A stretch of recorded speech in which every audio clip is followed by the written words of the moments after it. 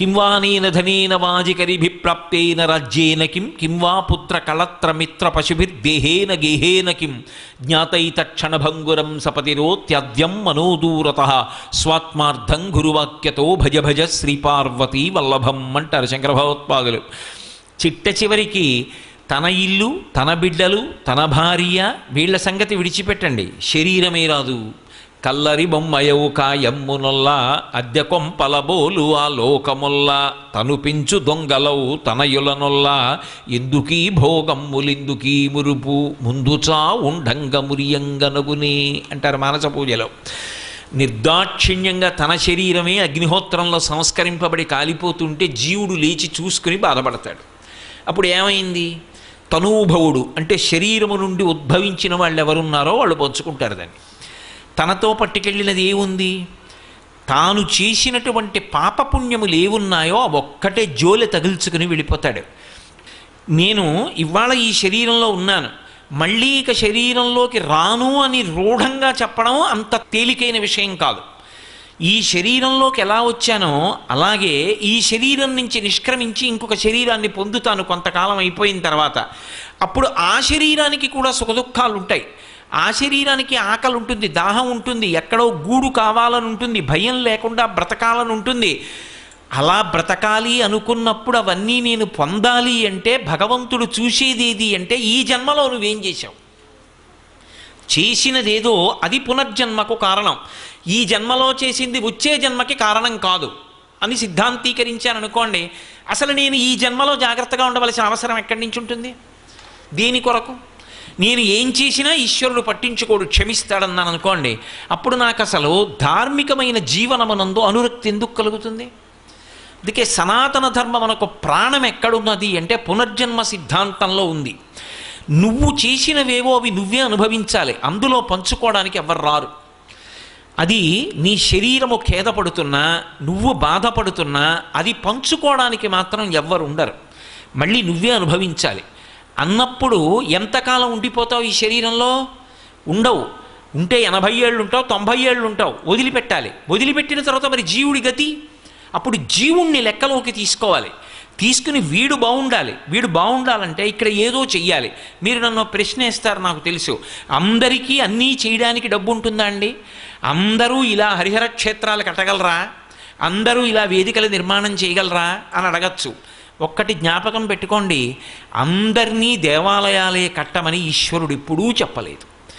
ఏదో ఒక విభూతిని ఇవ్వకుండా మాత్రం ఈశ్వరుడు పంపడు. నీకు వాక్కు ఇచ్చాడా? నువ్వు పరమ సంతోషంగా భగవంతుణ్ణి కీర్తించు. నీకు 2 చేతులు ఇచ్చాడా? ఆనంద భాష్పాలు పడుతుండగా 2 చేతులు కైమోడ్చి నమస్కరించు. నీకు శక్తినిచ్చాడా? ఒక వృద్ధుడి చెయ్యి పట్టుకొని దారి దాటించు. నీకు ఒంట్లో బలం ఇచ్చాడా? దేవాలయానికి వచ్చి పొద్దున్నే దేవాలయాన్ని తుడు. నీకు ఓపిక ఇచ్చాడా? ఈశ్వరుడు కట్టి విప్పిన బట్ట పట్టుకెళ్ళి ఉతికి ఆరేసి పట్టుకొచ్చి మళ్ళీ దేవాలయంలో అప్పగించు. నీకు ఒక పాట పాడడం వచ్చా? ఈశ్వరుడి దగ్గర కూర్చుని రాజోపచారంలో పాట పాడు. నీకు వాద్యం మ్రోగించడం వచ్చా? వాద్యం ఘోషయామి అన్నప్పుడు వాద్యం మ్రోగించు. నీకు ఇవేమీ కాదా? వచ్చి కూర్చుని జపం చెయ్యి.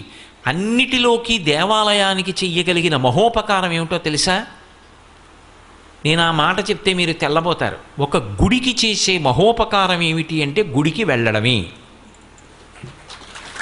ఎందుకో తెలుసా? ఎంత పెద్ద గుడి కట్టనివ్వండి, ఎంత శోభస్కరంగా కట్టనివ్వండి, చుట్టుపక్కల ఉన్న వాళ్ళు ఎవ్వరికీ గుడి మీద శ్రద్ధ లేదు, ఎవరూ గుడిలోకి రారు. అప్పుడు ఆ గుడి ప్రయోజనం ఏమిటి? అది అత్యంత ప్రమాదకరమైన సంకేతం. భగవంతుడు కూడా ఆర్తో జిజ్ఞాసురర్థార్థీ జ్ఞానీచ భరతర్షభ అన్నాడు. ఆర్తి కలిగిన వాడు, కోరికున్నవాడు నన్ను ఆశ్రయిస్తాడన్నాడు. కోరిక అంటే అమెరికా అధ్యక్ష పదవి కావాలి అని నేను కోరితే మహాదోషం. నేను ఈ దేశానికి రాష్ట్రపతి అయిపోవాలనుకుంటే దోషం. నా భార్యా బిడ్డల్ని పోషించుకోవాలి అని నేను కోరుకుంటే అవసరం. నా కూతురికి ఒక ఆపదొచ్చి ఆ ఆపదొచ్చినటువంటి కూతురు ఆపద నుంచి గట్టెక్కి దాని ఆరోగ్యం బాగుండాలని నేను కోరుకున్నాను అనుకోండి. ఒకప్పుడు నా కూతురు నాలుక తెగిపోయింది. తెగిపోతే నేను నా కూతురు నాలుక అంటుకోదు అంటే అంటుకోవాలి అని ఎన్నో దేవాలయాలకి పాదయాత్రలు చేశాను. అది కోర్కె కిందకి రాదు, అతి కోర్కె కాదది, అది అవసరం. నా కడుపున పుట్టిన కూతురు బాగుండాలని నేను కోరుకోవాలి, అది అవసరం. అది ఏది అవసరమో అది కోరికే కాదు, ఏది అవసరము కాదో దాన్ని అపేక్షించడం కోరికే అవుతుంది. అప్పుడు అది ఇస్తే నువ్వు పాడవుతావా, ఇవ్వచ్చా ఇవ్వకూడదా అన్నది ఈశ్వరానుగ్రహాన్ని బట్టి ఉంటుంది. అందుకే వాంఛితార్థ ప్రదాయిని, ఇది నీకు ఇస్తే పాడవంటేనే అమ్మవారి ఇస్తుంది తప్ప ఇది అడిగాడు కదా అని ఇచ్చేస్తే వాడు పాడైపోతాడంటే అమ్మవారి ఇవ్వదు. పిల్లవాడు నా మనవడే కదా అని చిన్న పిల్లవాడు ఏడుస్తున్నాడు కదా అని పట్టుకెళ్ళి కత్తిరిస్తానా? ఇవ్వకూడదు. వాడు ఏడుస్తున్నాడు కదా అని కత్తిరిస్తే వేలు కత్తిరించుకుంటాడు వాడు. ఏమార్చి ఇవ్వకుండా ఉంటాను, ఏది అవసరమో అది ఇస్తాను. వాడు బువ్వ కావాలని ఏడుస్తున్నాడు అనుకోండి, ఎంత పనిలో ఉన్నా తీసుకొచ్చి వాడికి ఏదో ఒకటి పెడతాను. వాడికి అవసరమైంది తీర్చాలి, అవసరమైనది కోరిక కాదు, అవసరము కానిది కోరికకు వస్తుంది. వేదాంత శాస్త్రంలో మాటల వెనక ఉండేటటువంటి గాంభీర్యాన్ని తెలుసుకుని ఉండాలి. కాబట్టి మనకి కావలసినటువంటి ప్రాథమికమైన అవసరములు కూడా తీరలేదనుకోండి, తినడానికి అన్నం కావాలి, బట్ట కట్టాలి, ఉండడానికి ఒక ఆవాసం ఉండాలి. ఇవి ప్రాథమికమైనటువంటి అవసరాలు.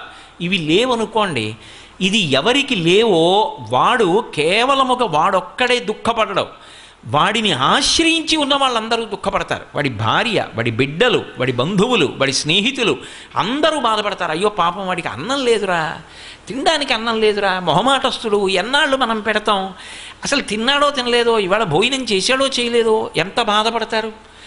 అది అమ్మవారు ఐశ్వర్యాన్ని ఇచ్చేటప్పుడు దేని కారణంగా ఇస్తుంది అంటే పరాశర భట్టర్లు అంటున్నారు, ఈ పునర్జన్మ సిద్ధాంతాన్ని ప్రాతిపదిక చేసి మాట్లాడుతున్నారు ఆయన. ఏదో కేవల శ్లోక రచన కాదు, మహాత్ములు చేసినటువంటి శ్లోకాలు పరమ ప్రామాణ్యములై ఉంటాయి. యద్రూభంగా ప్రమాణం స్థిరచర రచన తారతమ్యే మురారే. ఒకడు మహదైశ్వర్యవంతుడయ్యాడు, ఒకడు నిరుపేద అయ్యాడు. సృష్టిలో ఈ భేదం ఎందుకు రావాలి? అమ్మవారు పరమకారుణ్యమూర్తి కదా, అందరికీ సమానంగా ఇవ్వచ్చు కదా అంటే అది ఆవిడ దోషం కాదు. ఇవ్వడానికి ఆవిడెప్పుడూ సిద్ధమే, కానీ వీడికి ఇచ్చింది వీడెప్పుడూ 10 మంది కోసం ఉపయోగించింది లేదు. తనది తనకే మిగిలిపోవాలని కోరుకున్నాడు తప్ప, తానేదైనా చేస్తే దానికి తనకు ప్రతిఫలం ఉండాలని కోరుకున్నాడు తప్ప నాకు ఏమీ అక్కర్లేదు, నేను ఇది ఈశ్వర ప్రీతి కొరకు చేస్తున్నాను. అందుకే పుణ్యము అన్న మాటకు అర్థం ఏమిటంటే నాకు ఇది కావాలి అని నిజానికి అడగడం. దేనికి చేస్తున్నావు? బ్రహ్మప్రీతం అని ధారబోసె భువనం ఆశ్చర్యము పొందగాన్. దీని చేత పరమేశ్వరుడు సంతోషిస్తున్నాడు. ఈశ్వరుడు నాకు ఇది ఇచ్చాడు. ఈశ్వరుడు అనుగ్రహించి పాత్రత కలిగినటువంటి ఒక వ్యక్తిని కూడా చూపించాడు. ఒక వ్యక్తి ఉన్నాడు, పరమభక్తుడు. ఆయనకు ఆ పూట అన్నం ఏ కారణం చేతనో లభించలేదు, ఆయన లేనివాడు కాడు, కానీ అటువంటి వాడికి అన్నం పెట్టే అదృష్టం నీకు వచ్చింది. ఇప్పుడు అన్నం పెట్టి నువ్వు గొప్ప కాదు, ఈశ్వరుడు అంతటి మహాభక్తున్నొకడిని ఒక పూట నీ ఇంటికి పంపించాడు ఏదో కారణం అడ్డుపెట్టి. ఇప్పుడు ఆయన అన్నం తిన్నాడు, ఆ అన్నం తిన్న కారణం చేత అక్షయ ఫలితాన్ని ఇస్తాడు, తనని నమ్ముకుని బ్రతుకుతున్నవాడు. అటువంటి వాడికి పట్టెడన్నం పెట్టేటటువంటి అవకాశం కల్పించాడు. ఇప్పుడు ఈ పుణ్యం ఒక్కదాన్ని అడ్డు పెడతాడు, అడ్డుపెట్టి కోట్ల జన్మలు కాపాడేస్తాడు. అన్నవస్త్రాలకి లోటు ఇవ్వడు. అందుకే తిథులలో కూడా అన్ని వేళలా అందరికీ అవకాశం ఉండొచ్చు ఉండకపోవచ్చని ఒక్కొక్క తిథిని నిర్ణయిస్తారు. అక్షయ తృతీయ అని మనకు ఒక తిథి వస్తూ ఉంటుంది. అక్షయ తృతీయ నాడు జలకుంభం అంటే కుండలో నీళ్లు పోసి యాలుక గుండ వేసి అది పట్టుకెళ్ళి దానం చేస్తారు. ఎవరైనా చల్లటి నీళ్లు తాగి తృప్తి పొందాడనుకోండి, ఆ తరువాతి కాలంలో వాడు ఏ శరీరంలో ఉండనివ్వండి నీటికి బాధ రాదు. అలక్ష్మి పట్టుకోదు. జ్యేష్ఠాదేవి అంటారు, లక్ష్మీదేవి కన్నా ముందు పుట్టింది ఆవిడ పట్టుకుందనుకోండి దుఃఖం అనుభవిస్తాడు. ఆ దుఃఖం అనుభవించవలసిన కారణం తొలగిపోతుంది. అందుకే ఒకడు మహదైశ్వర్యవంతుడయ్యాడు, ఒకడు అవలేకపోయాడు అంటే దేన్ని ప్రాతిపదిక చేస్తుంది ఆవిడ అంటే గత శరీరంలో వాడు ఏం చేశాడన్నదాన్ని ప్రమాణంగా తీసుకుంటుంది. యద్భ్రూభంగా ప్రమాణం స్థిరచర రచన తారతమ్యే మురారే వేదాంతా తత్వచింతాం మురభిదురసి యత్ పాదచిహ్నై తరంతి భోగోపోద్ఘాతకైళీచులిఖిత భగవత్వైశ్వరూప్యానుభావ సనశ్రీ అస్పృణీతాం అమృతలహరిధీలంఘనీయై అపాంగై. అమ్మా, నీ ఆ కడగంటి చూపు ఉన్నదే ఆ చూపు కోసం సమస్త లోకములలో ఉన్నటువంటి జీవులు నీ వంక తిరిగి నమస్కారం చేసి చూస్తూ ఉంటారు. అందుకే ఇందిరా లోకమాత అని అమరకోశం లక్ష్మీదేవిని ఉద్దేశించి కేవలము తన కనుబొమ కదలిక చేత అంతటి ఐశ్వర్యాన్ని ఇవ్వగలిగినటువంటి తల్లి. అటువంటి తల్లి అనుగ్రహం కలగలేదనుకోండి, జీవితంలో బాధపడడంతో సరిపోదు, అది నిందకు కారణమవుతుంది. నేను అన్న మాట మీరు జాగ్రత్తగా పట్టుకోవాలి. లక్ష్మీ కటాక్షం అంటే కేవలం డబ్బు వచ్చి పడిపోవడం ఒక్కటే అని అనుకోకూడదు. లక్ష్మీ కటాక్షమునందు అంతర్లీనంగా ప్రతిపాదింపబడిన విషయం, ఏ కాలమునందు ఏది కలగాలో దేశకాలముల యందు అది కలగకపోతే ఆ వ్యక్తి నిందకి పాత్రుడవుతాడు. తల్లిదండ్రులు కష్టపడి పిల్లవాడిని పెంచి పెద్ద చేసి విద్యాభ్యాసం చేయించారు. వాడు అక్కడికి రాలేదు, వాడు ఒక్క 4 రూపాయలు సంపాదించలేదు. వాడు ఎంత చదువుకోనివ్వండి, ఒక్క రూపాయి కాసు సంపాదించకుండా తిరుగుతున్నాడు అనుకోండి, అమ్మ తిట్టదు. అమ్మ తిట్టినా తాటాకు మంట. అమ్మకి కోపం ఉండదు అసలు. అమ్మ నోటి వెంట ఎప్పుడైనా ఒక నిందావాక్యం వచ్చింది అంటే ఆశీపురస్సరంగా వస్తుంది తప్ప అసలు అమ్మ బిడ్డడు పాడవ్వాలని తిట్టడం అన్న మాట లోకంలో ఉండదు. అటువంటి తల్లిట బాధపడి నింద చేస్తుంది. ఎప్పుడు నింద చేస్తుంది అంటే, వీణ్ణి నేను ఎందుకు కన్నానంటే రెక్కలు అలిసిపోయినప్పుడు ఆయనకి ఆసరా అవుతాడు అని కన్నాను. అందుకే కొడుకు ఎవరు అంటే శాస్త్రం కొన్ని మాటలు చెప్పింది. ఏ కొడుకు తండ్రి ఒక చూరు కింద ఉన్నప్పుడు కొడుకుతో కలిసి ఉన్నప్పుడు ఆ కొడుకు తిరుగుతుంటే తండ్రి ఆనందపడిపోతాడో, ఆ చూపు చాలు వాడు తిరుగుతున్నాడు అని ఆనందపడిపోవాలి. తండ్రి పడుకుంటున్నాడు, కొడుకు వచ్చి ఒక్కసారి కాళ్ళొత్తి వెళ్ళాలి తండ్రి గారికి. తండ్రి శంకరుడు, శివాలయంలో కాదు శివుడు ఉండేది. నమశంకరాయచ వేదం చెప్పింది. శంకరుడు ఎక్కడ తిరుగుతాడు అంటే తండ్రి రూపంలో తిరుగుతాడు. తండ్రి ఆర్తి ఎప్పుడూ శుభాలు చెయ్యాలని ఉంటుంది. నేను పాడైనా పర్వాలేదు, నా కొడుకు సంతోషంగా ఉండాలి అని తండ్రి ఆలోచిస్తాడు. అటువంటి తండ్రి కాళ్ళు ఒత్తడం అంటే పరమేశ్వరుడి కాళ్ళు ఒత్తడం.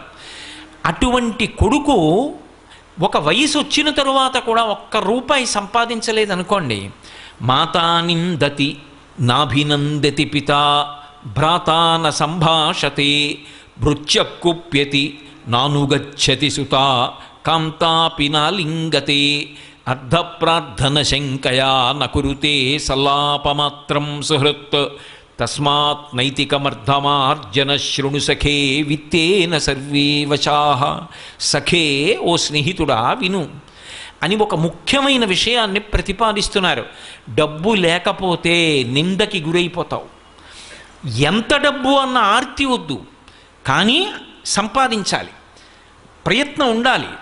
ఆ ప్రయత్నం కూడా చేయకుండా ఒక్క రూపాయి సంపాదించకపోతే మాతా నిందతి, అమ్మ నిందిస్తుంది. నాభినందతి పితా, తండ్రి కొడుకుని చూసి సంతోషంగా ఎరా అని ఇలా వెన్నుపామ్మి తట్టడం. నాభినందతి పితా భ్రాతా న సంభాషతే, మేము కష్టపడి సంపాదిస్తాం, వీడొక్క రూపాయి తేడు, అన్నదమ్ములు మాట్లాడరు. భృత్యకుప్యతి, సేవకుడు చెప్పిన పని చేయడు, ఒక్క రూపాయి ఇవ్వలేవు కానీ పనులు చెప్తావా అంటాడు. భృత్యకుప్యతి నానుగచ్చతి సుతా, తండ్రి గారి ఇంట్లోకి వస్తూ ఉంటే కొడుకు జలపాత్ర పట్టుకుని ఎదురొచ్చి నాన్నగారు కాళ్ళు కడుక్కోండి అనాలి. ఎదురు రాడు. నానుగచ్చతి సుతా కాంతాపి నాలింగతే, భార్య కూడా ప్రియమార ఆలింగనం చేసుకోదు. ఆఖరికి అర్ధప్రార్థన శంకయా నకురుతే సల్లాపమాత్రం సుహృత్, అతను చాలా మంచి స్నేహితుడు, అతనేమి దోషభూయిష్టమైన నడవడి ఉన్నవాడు కాడు. కానీ అస్తమానం కనపడినప్పుడల్లా డబ్బు అడుగుతుంటే ఆయన మాత్రం ఎక్కడి నుంచి తెస్తాడు? అందుకని ఇట్నుంచి ఈ డబ్బు సంపాదించిన వాడు ఎడుతుంటే అట్నుంచి సుహృత్ మంచివాడైన స్నేహితుడు ఇలా వస్తుంటే వీణ్ణి చూసి పని లేకపోయినా ఇటు రావలసిన వాడు అటు వెళ్ళిపోతాడు. నకురుతే సల్లాపమాత్రం, ఏమాయి బాగున్నావా అని ఇలా చెయ్యి కూడా ఎత్తడు. నకురుతే సల్లాపమాత్రం సుహృత్ తస్మాత్ నైతికమర్ధమార్జన శృణు సఖే. కాబట్టి ఓ స్నేహితుడా, డబ్బు సంపాదించు. డబ్బు సంపాదించనన్న మాట అనకు. యవ్వనంలో డబ్బు సంపాదించి తీరాలి. కాబట్టి తస్మాత్ నైతికమర్ధమార్జన శృణు సఖే విత్తేన సర్వే వశాః. ఆ డబ్బు చేత లోకమునందు సమస్తమైన సుఖములు కలుగుతాయి. కానీ ఒక్కటి గుర్తుపెట్టుకో, నీతి తప్పి సంపాదించవద్దు. అదే సమస్త దుఃఖములకు కారణమవుతుంది. కాబట్టి సంపాదించేటప్పుడు ఒక్కటి గుర్తుపెట్టుకో, నైతికమర్థమార్జన శృణు సఖే. నీతిగా సంపాదించు, నీతి కొరకు ఖర్చు పెట్టు. ధార్మికంగా సంపాదించు, ధార్మికంగా ఖర్చు పెట్టు. ఈ ప్రవాహం ఉన్నదే, అందుకే కరెన్సీ అంటారు. అది ఎప్పుడు కదిలిపోతుంటుంది, రావాలి వెడుతూ ఉండాలి. ఈ వచ్చి వెళ్ళే ప్రక్రియలో నువ్వు తరించిపోతావు. కాబట్టి తస్మాత్ నైతికమర్థమార్జన శృణు సఖే విత్తేన సర్వే వశాః. కాబట్టి డబ్బు అవసరం లేనివాడెవరు లోకం? తస్మాత్ నైతికమర్థమార్జన శృణు సఖే విత్తేన సర్వే వశాః. కాబట్టి డబ్బు అవసరం లేనివాడెవరు లోకంలో? గృహస్థాశ్రమంలో డబ్బు యొక్క అవసరం లేకపోవడం అన్నది ఉండదు. అయితే ఇందులో మీరు ఒక్క విషయాన్ని జ్ఞాపకం పెట్టుకోవాలి. మహాలక్ష్మీ కటాక్షము అనేటటువంటి మాటకు అర్థం కేవలముగా డబ్బు ఒక్కటే అనుకుంటే పొరపాటు. ఎందుచేత అంటే నేను మీతో చెప్పా, లక్ష్మి అంటే లక్ష్యతే ఇది లక్ష్మి. ఆమె చూస్తుంది, మన చేత చూడబడుతుంది. ఎందుకు చూడబడుతుంది అంటే మా వంక చూస్తే బాగుండని చూడబడుతుంది. ఆవిడ ఒక్కసారి నా వంక చూస్తే బాగుండు అని మనం చూస్తాం, ఆవిడ లోకములను ఇలా చూస్తుంటుంది. మరి అదేమిటి? ఆవిడ చూస్తుంటే నన్ను చూస్తే బాగుండని చూడడం ఏమిటి అంటే, ఆవిడ అంతటా చూస్తున్నా ఆవిడ చూపు నీ మీద పడలేదు. అది దరిద్రానికి కారణమైంది. అంతటా చూస్తూ నిన్ను చూడకపోవడం దరిద్రానికి కారణమైతే, అంతటా ఆవిడ చూడడం, అంతటా లక్ష్మిని నింపుతుంటుంది ఆవిడ. అందుకే అసలు కటాక్షము అంటారు. అందుకే ఆవిడ చూపుల చేత పోషిస్తూ ఉంటుంది. లక్ష్మి అంటే లక్ష్మ అని గుర్తుగా ఉంటుంది లక్ష్మి. మీకు నేను ఒక ఉదాహరణ చెప్పాలి అంటే, ఒక ఆయన సభలోకి వస్తున్నారు. అబ్బబ్బబ్బా, మహానుభావుడు ఏమి పాట పాడతారండి, గంధర్వగానం అంటాం కదా, ఎంత గొప్పగా పాడతారండి, ఆయన పాడుతుంటే పక్షులు ఆగిపోతాయండి, ఎంత బాగా పాడతారు. ఇప్పుడు ఆయన అంత గొప్ప గాయకుడు, అంత గొప్ప విద్వాంసుడు, ఆయనకి ఒక పాట వలన అంత కీర్తి వచ్చింది. ఇది ఆయన యందు లక్ష్మ, కీర్తికి కారణమైంది. అది కటాక్షం. ఆమె ఆయన యందు అలా చూసి ఆయన కీర్తికి కారణమైంది. ఒక ఆయన సభలోకి వస్తున్నాడు అనుకోండి, మహానుభావుడండి, ఎంతటి పరమభక్తుడండి, ఎప్పుడూ ఈశ్వరుడు ఈశ్వరుడు ఈశ్వరుడు ఈశ్వరుడు, నోరు విప్పితే ఈశ్వరుడు, అసలు ఇంకొకటి అక్కర్లేదండి ఆయనకి, ఎప్పుడు దాని గురించి ఆలోచిస్తూ ఉంటాడు. ఎన్నిటి మధ్యలో ఉన్నట్టు ఉంటాడంతే, సంఘం ఉండదు, ఎప్పుడు ఆలోచన అంతా భగవంతుడి గురించి ఆలోచిస్తాడు. నిద్రపోతుండగా అర్ధరాత్రి లేపండి చెప్పేస్తాడు భగవంతుడి గురించి మీరు ఏమైనా అడిగితే. నాకు మల్లంపల్లి శరభేశ్వర శర్మ గారని మహానుభావుడు ఒక ఆయన మా ఇంటికి వచ్చి రాత్రి పడుకుని, రాత్రి 2 గంటలకు కూడా కాళ్ళు ఊపుతుంటే మర్నాడు అడిగా ఏమైనా పడుకోలేదా అని.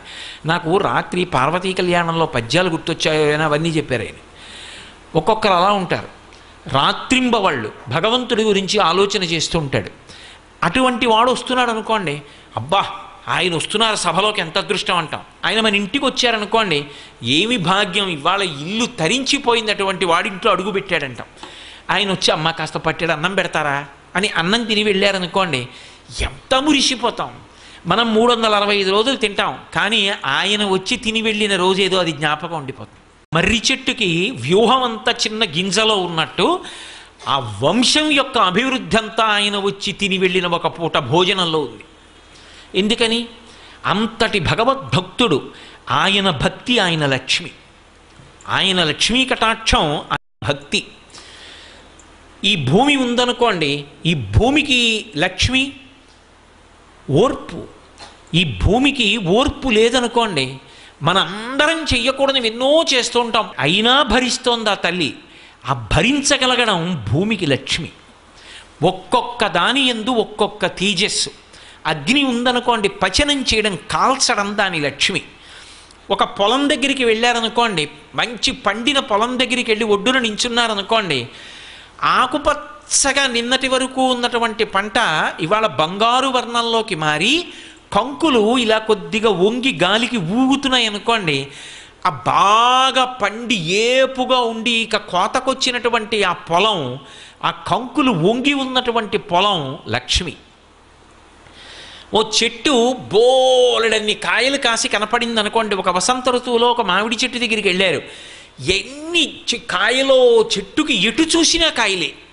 అబ్బా ఇన్ని కాయలో అన్నాం. అన్ని కాయలతో ఉన్న చెట్టు లక్ష్మి. ఒక ఆవిడికి పెళ్ళై 10 ఏళ్ళు అయింది. 4 పిల్లలు. అమ్మా అమ్మా అమ్మా అంటూ 4 పిల్లలతో వస్తోంది. లక్ష్మి ఆమె పూర్ణత్వాన్ని పొందింది. ఆవిడ అనుగ్రహం ఉంది. ఆవిడ అనుగ్రహం ఉంది కాబట్టి పక్కన పిల్లలు ఉన్నారు. అందుకే పిల్లలతో తల్లి వస్తోంది అనుకోండి, అది గొప్ప శకునం. ఆ కటాక్షం కలగలేదనుకోండి, ఎంత ఐశ్వర్యం ఉన్నా పక్కకెళ్ళి కళ్ళొత్తుకునే వాళ్ళు లోకంలో ఎంతమంది ఉన్నారు. అందుకే ఎక్కడ ఎవరికి ఏది కావాలో అది ఆ సమయంలో దేశకాలాదుల్ని బట్టి అనుగ్రహించబడితే అది లక్ష్మి. అందుకే భర్తృహరి ఒక మాట అంటాడు, ఆపదలందు ధైర్యగుణమంచిత సంపదలందు దాల్మియున్ భూపసభాంతరాళమున పుష్కల వాక్యతురత్వ మాజి మహాపటు శక్తియున్ యశమునందనురక్తియు ప్రకృతి సిద్ధగుణంబులు సజ్జనాళికిన్ అంటాడు.